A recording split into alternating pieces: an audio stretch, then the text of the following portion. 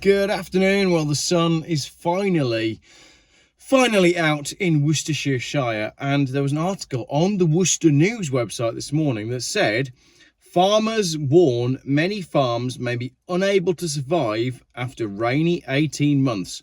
And then I clicked the article to open it, and not only did it tell me that it was behind a paywall, it wouldn't load because of the excessive amount of adverts on the local news website. Do you have that problem when you try to read an article and you realise that it's basically just a website that is there to host adverts? Anyway, I could read the sort of subtitle, which said, farmers in Worcestershire have been plagued by wet weather at a time when their confidence is at an all-time low. And then it basically told me to subscribe. But I did find this article on the NFU website, the National Farmers Union. NFU survey shows collapse in farmer confidence. The confidence of English and Welsh farmers is at an all-time low, a new NFU survey has revealed. The former confidence survey shows that short and mid-term confidence is at its lowest since records began in 2010. Because of this lack of confidence, production intentions have also plummeted, with all farming sectors expecting to decrease production over the next year. This is really bad news. We cannot have unproductive farms. We cannot have a failing farming industry. We need the government to step up and do something about this, but it just seems to me that they are absolutely hell-bent on destroying the farmers. We've had all sorts of strange incentives for farmers. We had farmers being paid to retire. They were basically paid to give up farming. The gentleman that we used to buy raw milk from was one of them. He retired and ran off back to Scotland with a whole load of money, and now we have to get our raw milk from elsewhere. We've also got Harry Metcalf making videos on his Harry's Farm channel, talking about these countryside stewardship schemes, whereby the government pay him more money to not produce food.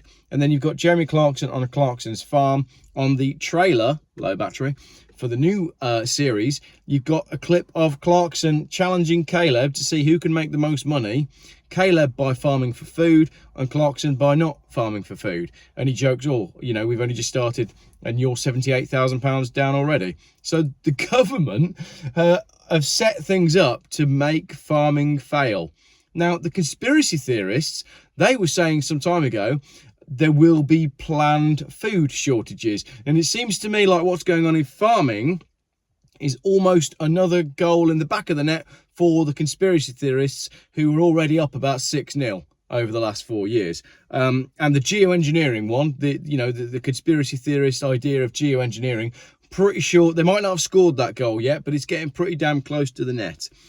As we see here, the relentless wet weather has played a big part, with 82% of respondents to the survey saying their farm businesses have suffered fairly negative or very negative impacts, with mixed farms, arable farms and dairy farms taking the biggest hits.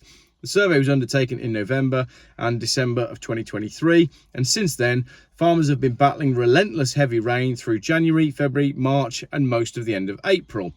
Were the survey undertaken again today, the results would be even worse.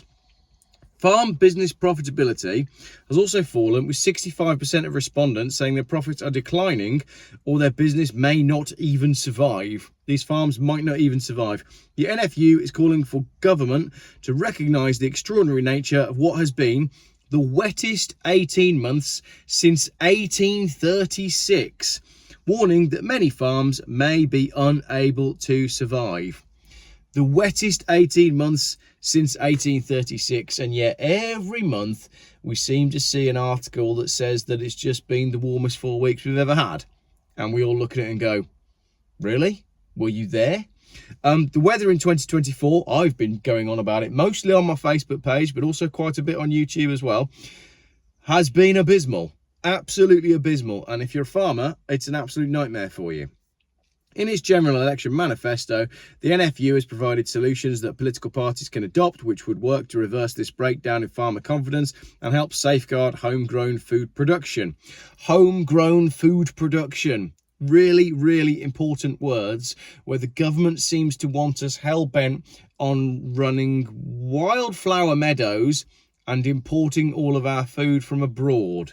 Keep an eye on all of this stuff because this is not good. NFU President Tom Bradshaw said, "The figures paint a really stark picture. Confidence has collapsed after months of devastating flooding, unsustainably high production costs and low market returns, and against a backdrop of reduced farm support as we transition to a new domestic agriculture policy and associated farm support. Any business owner knows that without confidence and steady cash flow, businesses will struggle to reinvest and remain viable. We've already lost more than 7,000 agricultural businesses since 2019.